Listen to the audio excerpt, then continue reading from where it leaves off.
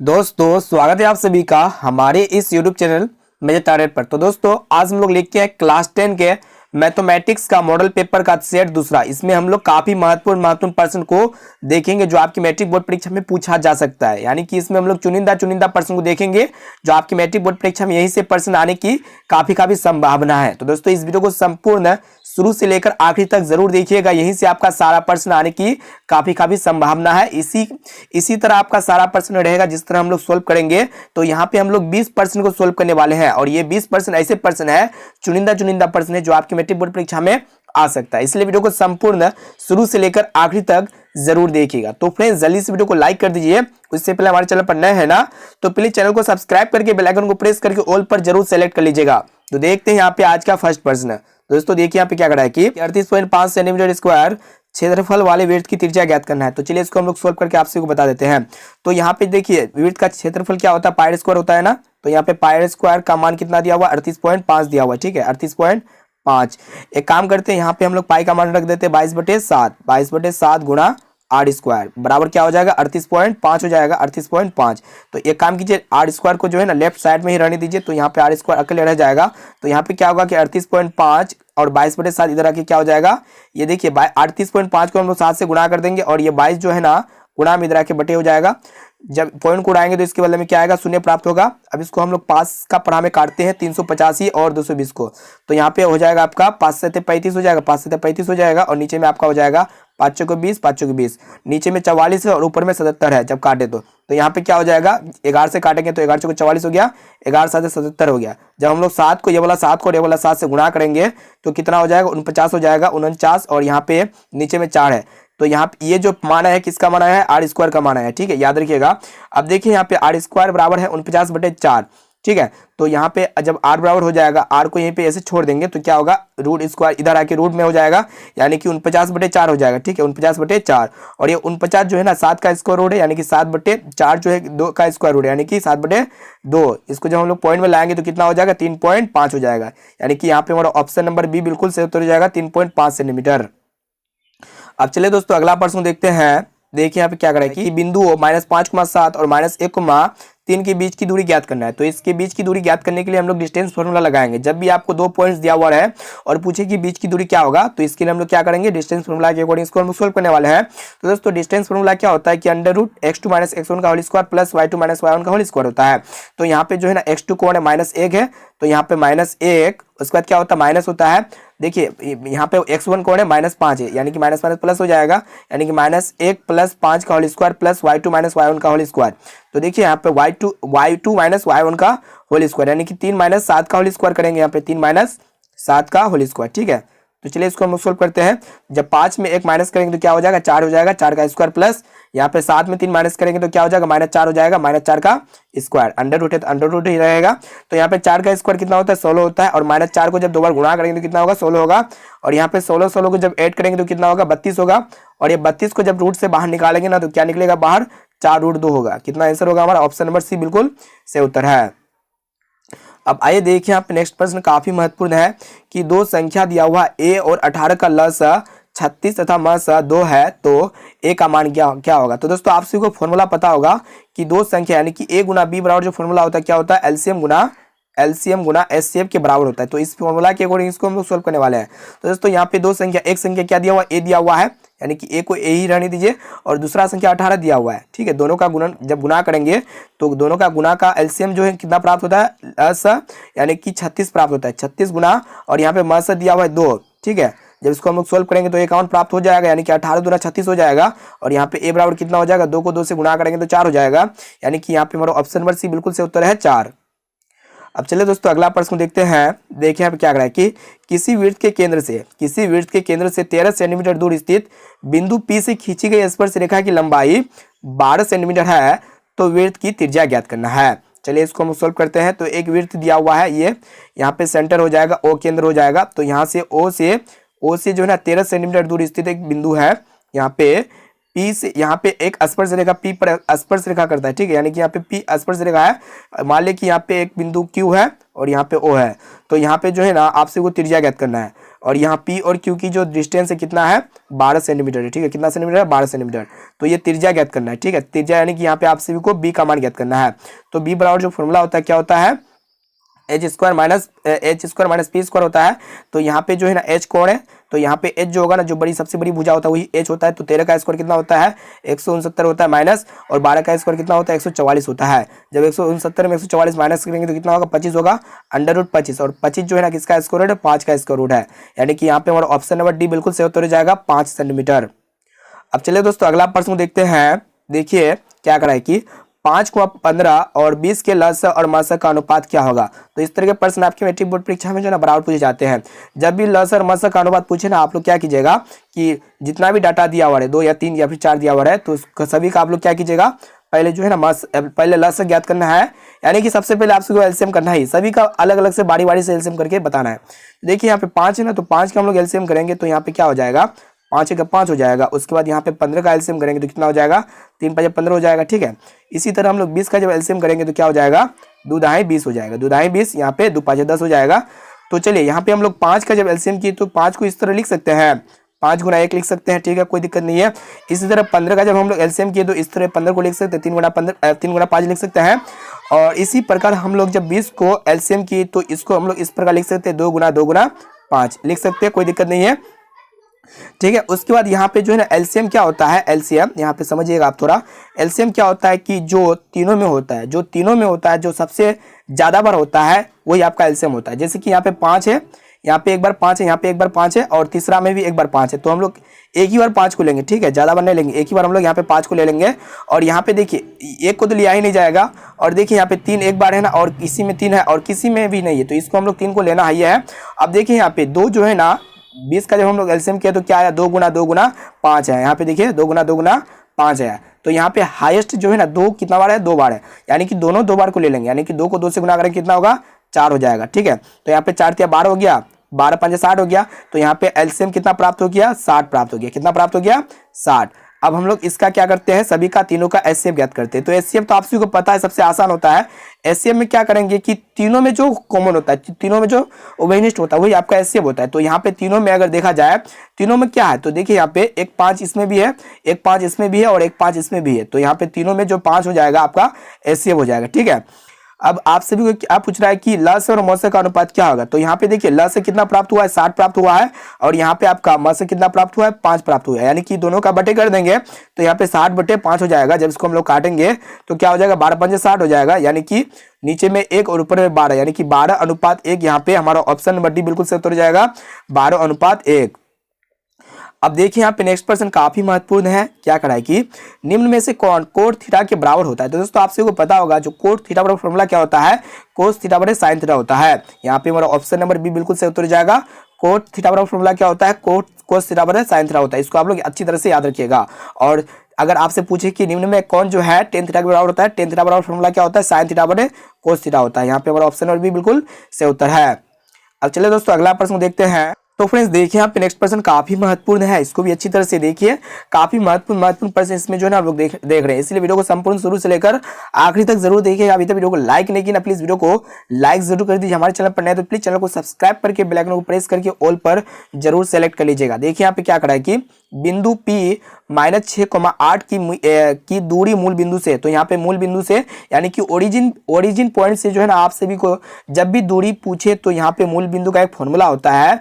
इसकी दूरी निकालने के लिए क्या होता है, √x² + y² होता है, x² + y² होता है। तो यहाँ पे x कौन है, यहाँ पे -6 है। तो यहाँ पे -6 को जब 2 बार गुणा करेंगे तो कितना होगा 36 हो जाएगा।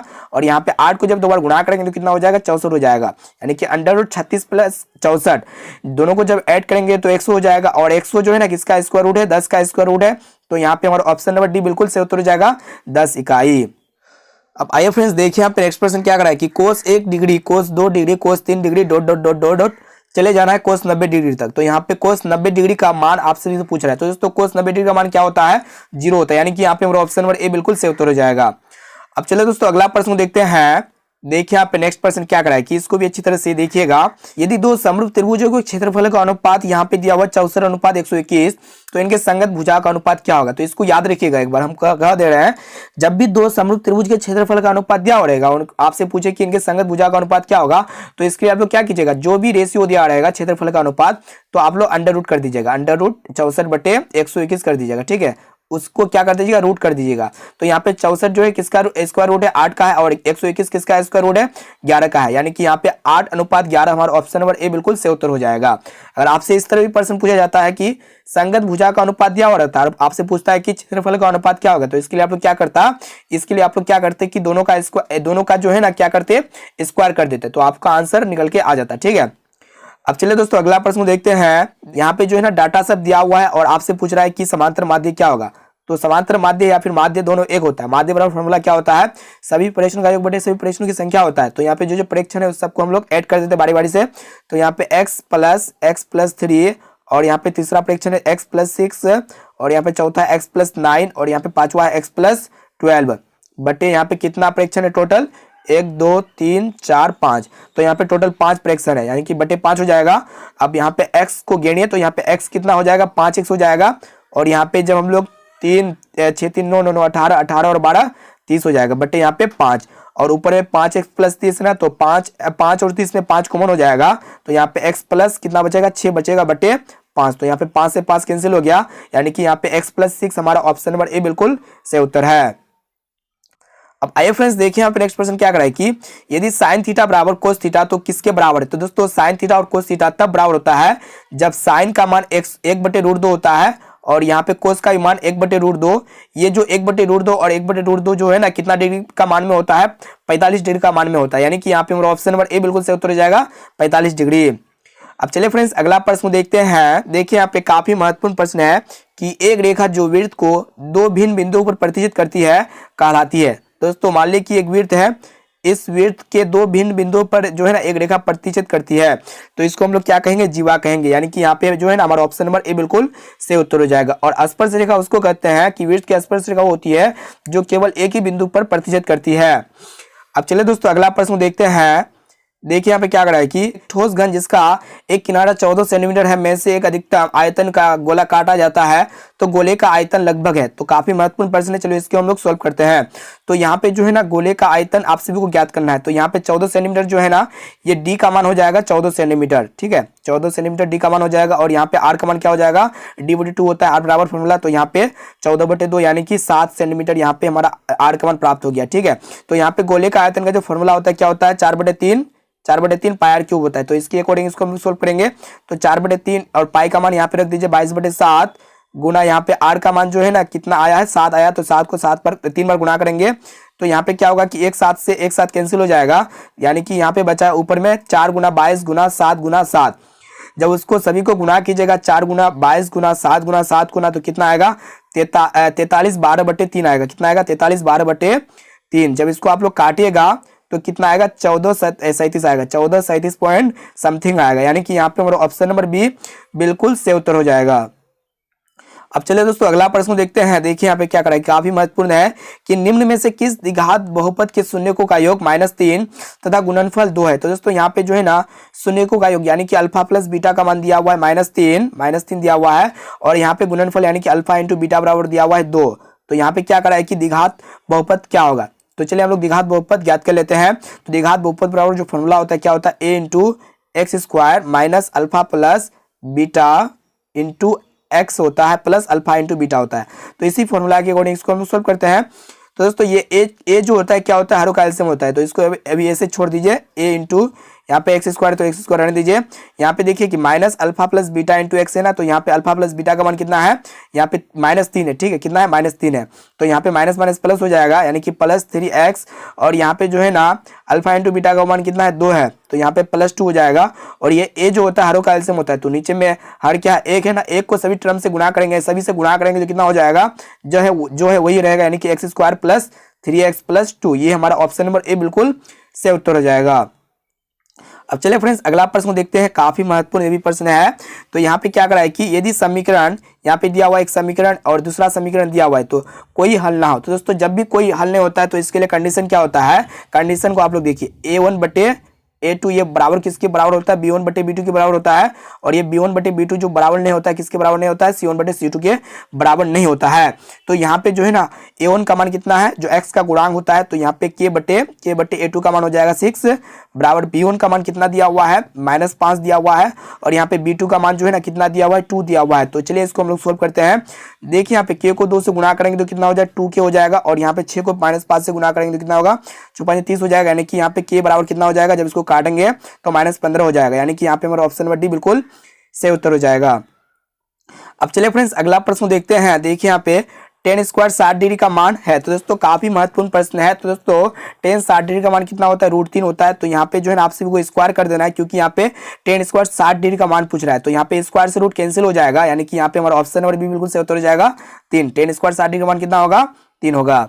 अब चलिए फ्रेंड्स अगला प्रश्न देखते हैं। देखिए यहाँ पे क्या करा है कि एक समबाहु त्रिभुज ABC की भुजा जो है ना 2a है, तो इसकी ऊंचाई होगा। तो दोस्तों समबाहु त्रिभुज में क्या होता है कि सभी भुजाएं आपस में बराबर होता है। तो यहाँ पे एक भुजा दिया हुआ है 2a, तो सभी भुजा क्या होगा, 2a ही होगा।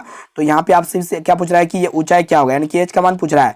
तो दोस्तों समबाहु त्रिभुज की जो ऊंचाई होता है उसके फॉर्मूला होता है, क्या फॉर्मूला होता है, समबाहु त्रिभुज की ऊंचाई बराबर √3/2 गुना भुजा। ठीक है, इसके अकॉर्डिंग इसको हम लोग सोल्व कर लेते हैं।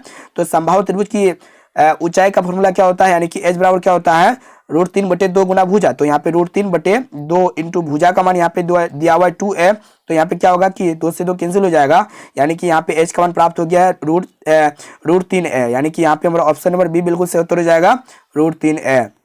अब चलिए फ्रेंड्स अगला प्रश्न को देखते हैं। देखिए यहाँ पे क्या समीकरण युग्म, एक समीकरण ये दिया हुआ है और दूसरा समीकरण ये दिया हुआ है। ठीक है, तो आपसे पूछ रहा है कि इनका हल क्या होगा। तो इनका हल जाने से पहले आपसे को जानना होगा कि a1/a2 क्या है, b1/b2 क्या है, और यहाँ पे c1/c2 क्या मान कितना है। तो यहाँ पे a1/a2 का मान हो जाएगा 1/-3। ठीक है, और यहाँ पे b1/b2 का भी मान ज्ञात कर लेते हैं। तो यहाँ पे b1/b2 का मान हो जाएगा 2 यहाँ पे -6 हो जाएगा। जब इसको हम लोग काटेंगे तो कितना हो जाएगा, 1/-3 हो जाएगा। ठीक है, इसी प्रकार हम लोग जो है ना c1/c2 का भी मान ज्ञात कर लेते हैं। तो यहाँ पे c1 कितना है, 5 है, और यहाँ पे c2 कितना है, 1 है। ठीक है, अगर यहाँ पे देखा जाए कि a1/a2 का मान कितना है, 1/-3 है, और यहाँ पे b1/b2 का मान कितना है, 1/-3 है, और लेकिन यहाँ पे c1/c2 का मान कितना है, कुछ अलग है, यानी कि 5/1। जब भी ये क्रिएट होता है, यानी कि a1/a2 ये बराबर जो होता है b1/b2 का बराबर होता है, लेकिन ये c1/c2 का बराबर नहीं होता है। b1/b2 जो है ना c1/c2 का बराबर नहीं होता है। तो इस कंडीशन में क्या होता है कि कोई हल नहीं होता है, यानी कि यहाँ पे हमारा ऑप्शन नंबर सी बिल्कुल सही उत्तर है, कोई हल नहीं। अब चलिए फ्रेंड्स अगला प्रश्न देखते हैं। देखिए यहाँ पे क्या करा है कि 0 और 50 के बीच विषम संख्याओं की संख्या है। तो दोस्तों यहाँ पे जो है ना 0 और 50 के बीच जो है ना विषम संख्याओं की संख्या पूछ रहा है। तो यहाँ पे विषम संख्याओं की संख्या जब भी पूछे ना आपसे ना, तो आप सभी को क्या करना है, जितना भी रहेगा 0 और 50 है ना, तो यहाँ पे बड़ा कौन है, 50 है ना, तो आप लोग क्या कीजिएगा कि 50/2 कर दीजिएगा। ठीक है, जब 50/2 कीजिएगा तो कितना हो जाएगा, 25 हो जाएगा। यानी कि यहाँ पे हमारा ऑप्शन नंबर बी बिल्कुल सही उत्तर हो जाएगा 25। अब आइए फ्रेंड्स देखिए यहाँ पे नेक्स्ट प्रश्न क्या करा है कि सबसे छोटी अभाज्य और सबसे छोटी भाज्य संख्या का गुणनफल है। तो दोस्तों आप सभी को पता होगा जो सबसे छोटी अभाज्य संख्या कितना होता है, 2 होता है, और जो सबसे छोटी भाज्य संख्या कितना होता है, 4 होता है। जब दोनों को गुणा करेंगे तो कितना होगा, 8 होगा। यानी कि यहाँ पे हमारा ऑप्शन नंबर सी बिल्कुल सही उत्तर हो जाएगा 8। तो दोस्तों इसमें हम लोग जो है ना चुनिंदा प्रश्न को देखें, जो आपकी मैट्रिक बोर्ड परीक्षा में इससे सारा प्रश्न आ सकता है, इसलिए एक एक प्रश्न को अच्छी तरह से याद करते हुए चलिए, रिवीजन करते हुए चलिए, प्रैक्टिस करते हुए चलिए, अपना रिवीजन को जारी रखिए, ताकि आपसे जो है ना मैथ्स में एक भी प्रश्न ना छूट पाए। तो इस वीडियो को अपने दोस्तों में ज़्यादा से ज़्यादा शेयर करें, ताकि सभी स्टूडेंट्स अपने मैट्रिक बोर्ड परीक्षा में अच्छे से अच्छे मार्क्स ला सके। तो दोस्तों अभी तो वीडियो को लाइक नहीं किए ना, तो प्लीज़ वीडियो को लाइक जरूर कर दीजिएगा, और हमारे चैनल पर नए तो प्लीज़ चैनल को सब्सक्राइब करके बेल आइकन को प्रेस करके ऑल पर जरूर सेलेक्ट कर लीजिएगा। तो दोस्तों फिर मिलते हैं जल्दी अगले वीडियो पे।